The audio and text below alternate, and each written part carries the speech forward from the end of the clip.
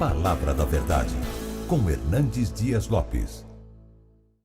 Tiago, capítulo 1, versos de 1 a 4.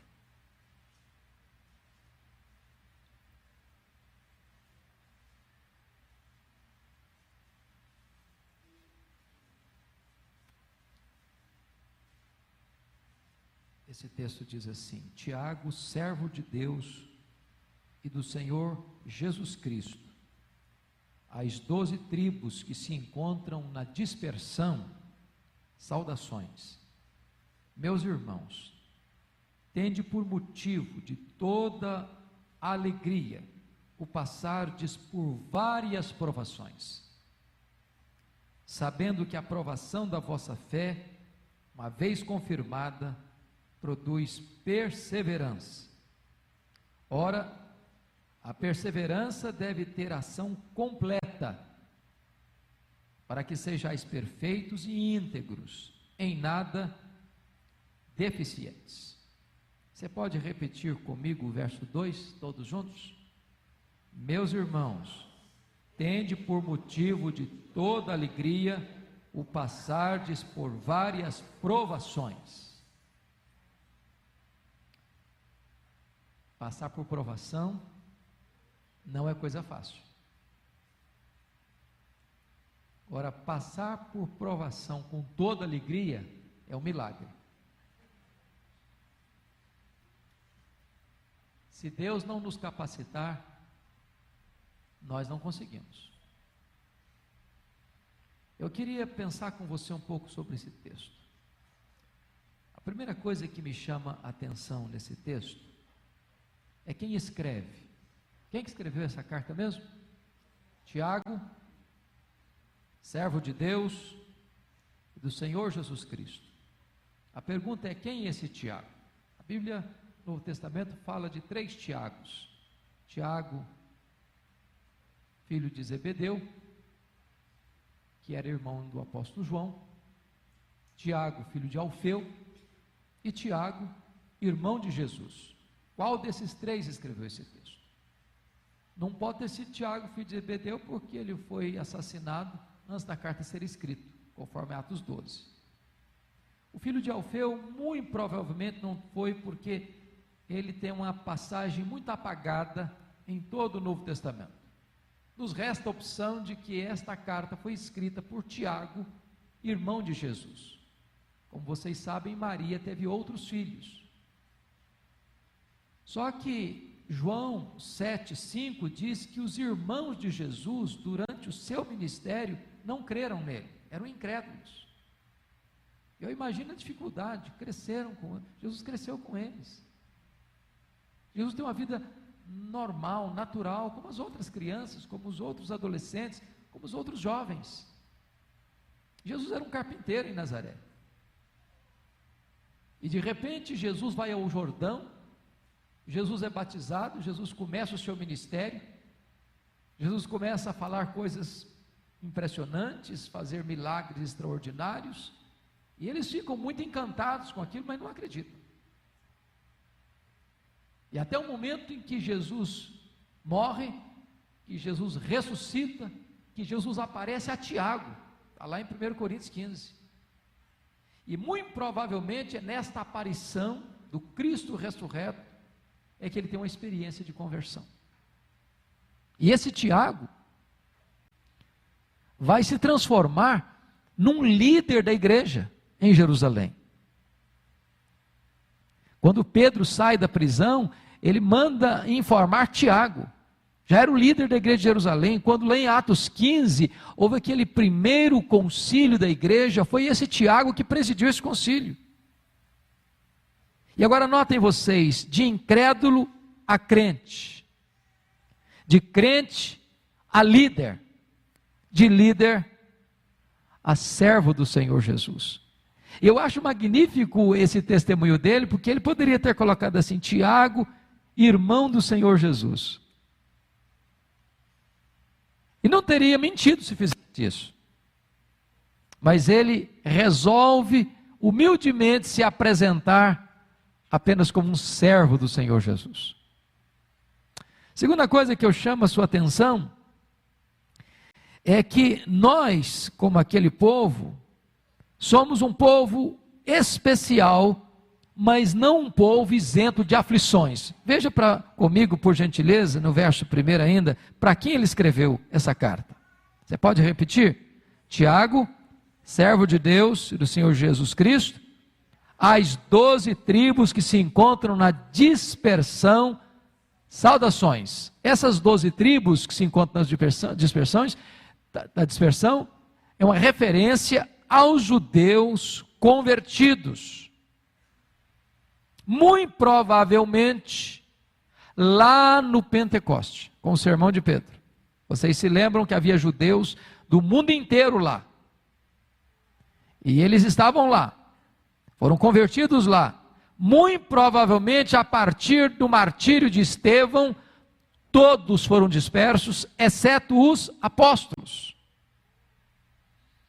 E agora, esses judeus crentes estão espalhados no mundo inteiro, mas não espalhados por uma disposição pessoal. Eu vou morar na cidade tal porque ela é melhor para criar meus filhos.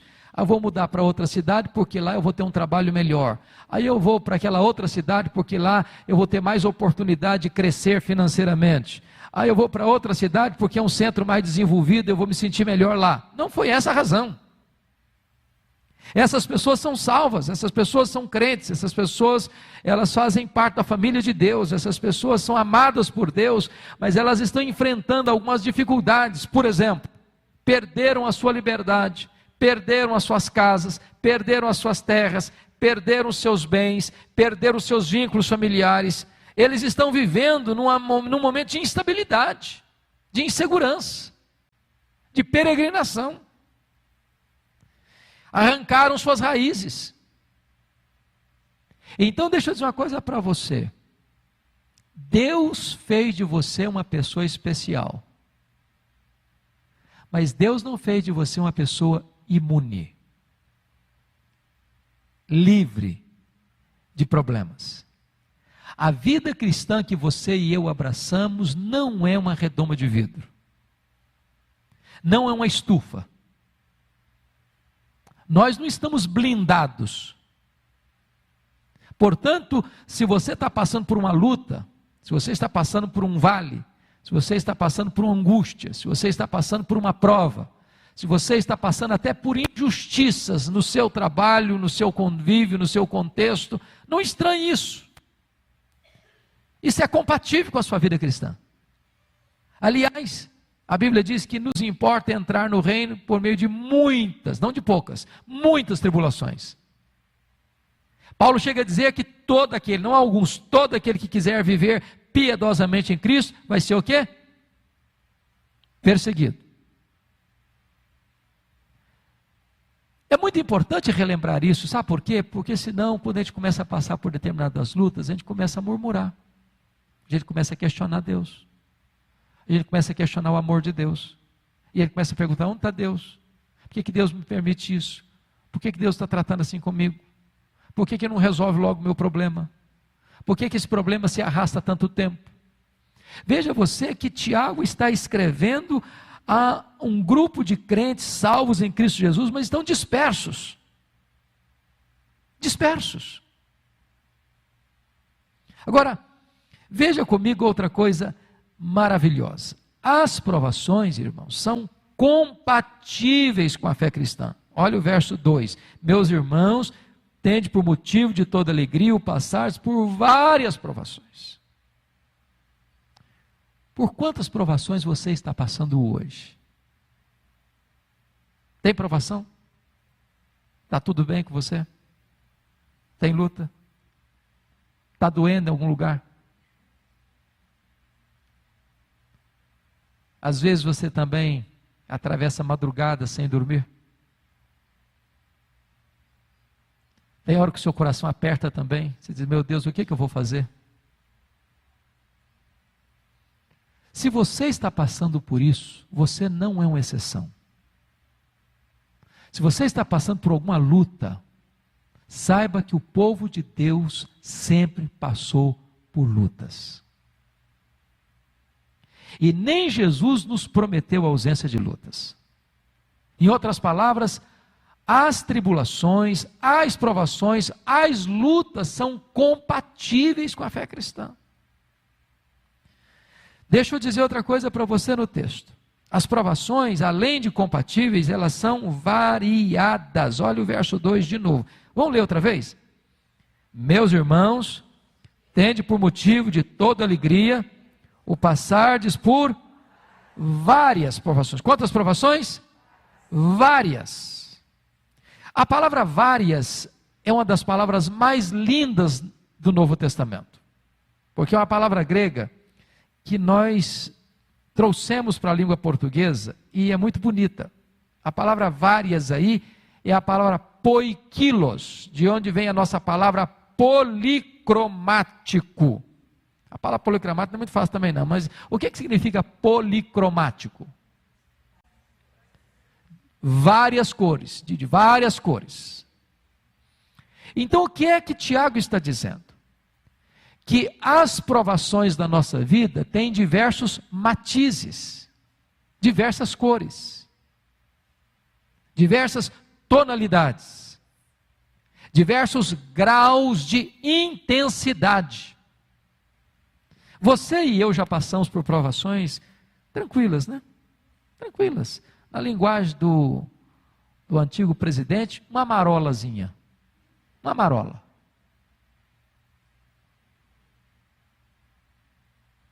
Tem provação que é rosa clara, igual esmalte de noiva. É tranquilo, você passa de letra. Passa de letra. Mas tem outra provação que é rosa choque. Aí já balança um pouco, já mexe um bocadinho mais. Já tira o seu sono, já tira o seu apetite, já deixa você sem dormir. Já angustia a sua alma. De vez em quando você se colhe chorando. Tem outras provações que são cinzentas. O cenário fica pardacento. A providência fica carrancuda. Você olha para o cenário e parece que está tudo contra você. E você não vê saída. Mas tem hora que a provação é tenebrosa. Você é como que esmagado por uma avalanche que vem rolando em cima de você e passa em cima de você como um trator. As provações são variadas. Sabe de uma coisa? E Deus está no controle. Porque Ele nunca vai permitir você ser mais provado do que você tem capacidade para enfrentar. Não que você tem capacidade de enfrentar, Ele capacita você para enfrentar cada tonalidade de prova que vem sobre a sua vida. Eu tive alguns traumas de infância, porque quando eu nasci, minha mãe já estava para morrer, e eu também na barriga dela, e Deus poupou ambos. Mas desde que eu me entendi por gente, a minha mãe era muito doente. E nós morávamos numa roça, não tinha estrada, não tinha médico. E quando ela ficava muito ruim, que saía, era muito complicado. E eu ficava apavoradíssimo, eu entrava em pânico. Só da possibilidade da minha mãe morrer. Às vezes quando ela era tirada às pressas, eu ficava desesperado, e eu orava muitas vezes como criança.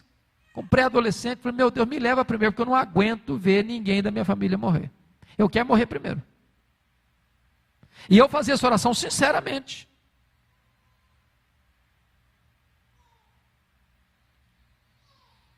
Tem hora que você diz, meu Deus, eu não vou aguentar. Eu não vou aguentar. Eu quero dizer para você que Deus também não prepara você na véspera. Se Deus um dia permitir você e eu passarmos por alguma prova, por alguma luta, por algum dissabor, pode ter certeza, na hora de enfrentar o problema, Deus vai revestir você de forças. Vai. Hoje eu já tive o drama de viver essa situação, de perder pai, minha mãe morrer, perder, o perder que eu digo um termo não é correto, né? De ver partir 2 irmãos em 17 dias. E é um drama. Agora, recentemente, a mãe ainda tinha. Mas, quando Deus permite você passar, Ele vai sustentar você. As provações são variadas. Mas olha outra coisa comigo. As provações, além de compatíveis e variadas, elas também, louvado seja Deus, são passageiras. Pode ler de novo o verso 2 comigo? Meus irmãos, tende por motivo de toda alegria o passardes por várias provações. Não está escrito assim, meus irmãos, tende por motivo de toda alegria o ficardes em várias provações. O passardes. É bem verdade que algumas pessoas passam de avião supersônico. Outros passam de trem-bala. Outros passam de Fórmula 1. Outros passam de automóvel. Outros passam de moto. Outros passam de bicicleta. Outros passam correndo. Outros passam andando. Outros passam engatinhando. Vou dizer até de muleta, mas estão passando. Vão passar. Vão passar. Então essa prova que você está vivendo hoje, que parece que é agarrada na sua vida, pode ter certeza, vai passar. Vai passar. Daqui a pouquinho, esse cenário cinzento vai ficar claro. Eu tive uma experiência muito bonita. Quando meu pai faleceu, eu era pastor em Bragança, meu pai morava no interior do Espírito Santo. E eu cheguei aqui em Congonhas para tomar um voo, era de manhãzinha e estava garoando, como é muito comum em São Paulo. E aquela dor no coração, aquele aperto no peito, aquela angústia na alma, eu acho que quem já passou por isso sabe como é que a gente se sente numa hora dessa. E quando o avião decolou, dentro de 2 minutos, ele atravessou aquele nevoeiro denso. E lá em cima, o sol estava brilhando, bonito. Muito bonito. E Deus ministrou o meu coração. E disse, você está hoje com este nevoeiro na sua alma. Mas eu sou poderoso para levar você às alturas e mostrar para você que onde eu estou governando, você pode experimentar tudo claro na sua alma, na sua mente, no seu coração. Deus é este Deus que faz isso. Porque as provas são passageiras. Você está chorando hoje, amanhã você vai estar celebrando. Às vezes aquele motivo que está levando você às lágrimas vai ser a razão da sua maior alegria amanhã. Aquele filho, aquela filha que hoje está sendo motivo do seu choro, amanhã vai ser motivo da sua maior alegria. Aquela causa que hoje faz você chorar, amanhã vai fazer você celebrar e dar glórias a Deus. Esse Deus é poderoso para reverter a situação, para transformar vales em mananciais. Mas há uma outra verdade que eu gostaria que você pensasse comigo. As provações são compatíveis, as provações são variadas, as provações são passageiras, mas agora as provações são pedagógicas. Olha de novo comigo, por favor, o verso 3. Sabendo que a aprovação da vossa fé, uma vez confirmada, produz perseverança. Essa palavra perseverança é outra das ricas palavras do Novo Testamento. Havia 2 palavras no Novo Testamento para paciência. Palavra paciência para relacionamentos e a palavra paciência para circunstâncias. A palavra aqui, perseverança, seria melhor traduzida por paciência triunfadora. Tem gente que tem muita calma para lidar com gente, mas não tem nenhuma calma para lidar com situações, circunstâncias. Tem pessoas que são pacientes com circunstâncias, mas não têm tolerância com gente. O que Tiago está dizendo é que Deus permite essas provas na nossa vida, e elas não são por acaso, e elas não são fortuitas, elas são pedagógicas. Elas são instrumentos de Deus para trabalhar em nós. Porque Deus está esculpindo em você o caráter de Cristo. Agora pense comigo que Deus às vezes vai usar algumas ferramentas para tirar algumas lascas da nossa vida. E toda vez que mexe, dói. Dói. Agora, para Deus moldar você, para Deus trabalhar na sua vida, para Deus fazer de você uma pessoa parecida com Jesus, qual é a ferramenta, qual é o formão de Deus? São as provas. Não foi diferente nem com Jesus. A Bíblia diz que ele aprendeu pelas coisas que sofreu. E vocês são todos testemunhas disso. Nós aprendemos muito mais nos dias de prova do que nos dias de celebração.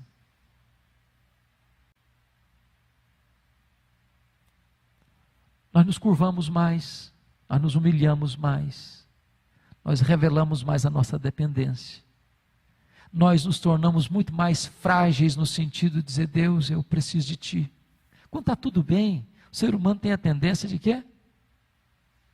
Botar Deus de lado. Não, eu estou bem, eu sou um bom condutor da minha própria vida, eu sou, uma linguagem mais poética, eu sou o capitão da minha própria alma. Eu não preciso de piloto, não preciso de Jesus. Aí vem a prova, aí vem a luta e você começa a perceber que você não é tão forte assim, que você não é tão sábio assim, que você não tem tanto poder assim, que você não está tanto no controle assim. E aí isso gera o quê? Vulnerabilidade. E nessa vulnerabilidade o que acontece? Eu preciso correr para quem é refúgio seguro. Eu corro para Deus. E Deus é tão bom que Ele me acolhe, que Ele me recebe, que Ele me restaura, que Ele me consola, que Ele me trata, que Ele me conduz.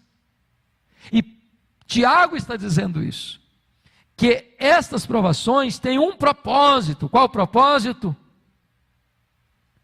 Você ser uma pessoa confirmada. A provação da vossa fé, uma vez confirmada, produz perseverança. Essa provação da vossa fé tem outra ideia bonita no texto. A ideia aqui, gente, é a ideia de ourives. Quando um ourives vai pegar um metal, esse metal tá o quê? Tem o quê? Determinadas impurezas. Então, quando se joga esse metal no cadinho, no fogo, esse metal podia reclamar, falou, mas puxa vida, o que está fazendo comigo? Mas o fogo vai fazer o quê com o metal? Vai purificar, vai tirar as impurezas, vai valorizar ainda mais o que é legítimo, o que é puro, o que é genuíno. É isso que Deus faz. A prova não destrói você, a prova purifica você. A prova fortalece você. Você não sai da prova mais fraco, você sai da prova mais forte. E aqui nós temos que fazer uma distinção entre tentação e provação. Deus não tenta ninguém, Deus prova. Satanás não prova ninguém, Satanás tenta. Deus prova você para tirar o melhor de você, Satanás tenta você para tirar o pior de você. O projeto de Deus é aperfeiçoar você e fortalecer você. Por isso, Ele prova, para que você seja como ouro depurado. Agora veja o último verso. Ora, a perseverança, ou essa paciência triunfadora com as circunstâncias, enquanto Deus está trabalhando. Você já viu essa placa na rua, você está passando um trânsito complicado, diz, paciência aí, nós estamos trabalhando. A sua vida tem uma placa. Deus pôs essa placa na sua vida. Calma, eu estou trabalhando. Não fique impaciente, não, Deus está trabalhando. E enquanto Deus está trabalhando, parece que está uma bagunça, já percebeu isso? Passa na rua, está uma bagunça. Mas daqui a pouco você passa lá, está tudo em ordem, tudo bonito, tudo restaurado, tudo refeito, fica melhor. Deus está trabalhando. E o texto diz assim, ora, a perseverança deve ter a ação completa, para que sejais o quê? Perfeitos e íntegros, em nada deficientes. Sabe o que Deus está fazendo? Na linguagem lá do do Pedro, que era pescador, Deus está pegando a sua vida como uma rede e está remendando essa rede. Tem determinados buracos na nossa vida, tem determinadas áreas da nossa vida que precisam ser tratadas. Tratadas. E Deus então está trabalhando assim. Para quê? Para que você e eu sejamos perfeitos e íntegros, em nada deficientes. As provas estão chegando para Deus tratar determinadas áreas da nossa vida. Para que aquela área que estava vulnerável, aquele flanco que estava aberto, aquela situação que era um risco e um perigo para a nossa vida, sejam tapadas. Deus está trabalhando em nós. Agora eu quero concluir, voltando para o verso 2. Meus irmãos, tende por motivo de toda alegria. E aí eu e você precisamos pedir perdão para Deus nessa tarde. Porque via de regra, como é que a gente lida com a prova? Como é que a gente faz? A gente fica triste, a gente chora demais, a gente às vezes murmura também, não é verdade? A gente reclama bastante, a gente às vezes fica até aborrecido, desanimado, questionando tudo, até botando Deus contra a parede. Cadê Deus? Se Ele me ama, por que eu estou passando por isso? Como o salmista perguntando, até quando, Senhor? E sabe, irmãos, eu não tenho dúvidas disso. Ou Deus nos capacita, ou nós não temos condições de reagir dessa maneira. Meus irmãos, tende por motivo, não de alguma alegria, mas de toda alegria. De toda alegria. E sabe, foi isso que impactou o mundo daquela época, porque esses crentes perdiam seus bens e celebravam. Eles iam presos e davam glória a Deus. Eles eram açoitados e saíram de lá se regozijando pelo privilégio de sofrer por Cristo. Eles eram jogados nas arenas para serem pisados pelos touros, mordidos pelos cães, devorados pelos leões, e cantavam.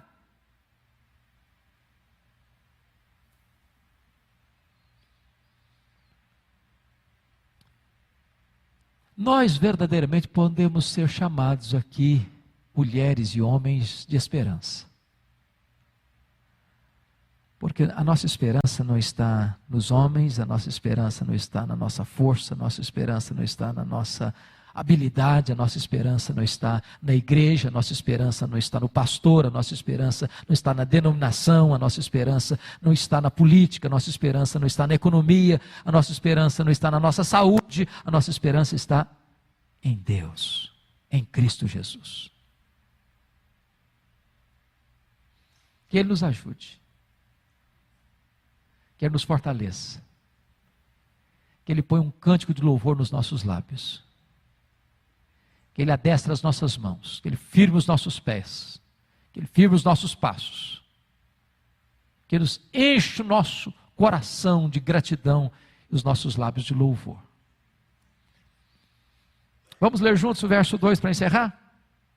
Meus irmãos, tende por motivo de toda alegria o passardes por várias provações. Pode ter certeza disso. Se Deus está provando você, é porque Ele tem uma grande obra a fazer na sua vida e através da sua vida. Você não se alegra por causa da provação. Você não é masoquista. Nem Deus é sádico. Nós não fazemos apologia ao sofrimento. Nós não exaltamos o sofrimento. Sofrimento deve ser evitado, e nós lutamos para evitá-lo, para diminuí-lo. A nossa alegria não está na razão de que nós gostamos de sofrer, não, 1000 vezes não. A nossa alegria está no fato de que, se nós estamos sofrendo, Deus está no controle e tem um propósito com isso, e está trabalhando na nossa vida, mesmo por meio do sofrimento, e vai nos conduzir a uma vitória gloriosa. Essa luta durará a vida inteira. A nossa leve e momentânea tribulação produzirá para nós eterno peso de glória acima de toda comparação. Porque o sofrimento do tempo presente não é para comparar com as glórias por vir a serem reveladas em nós. É só mais um pouquinho e Deus vai enxugar dos nossos olhos toda a lágrima. Que Ele nos abençoe. Amém.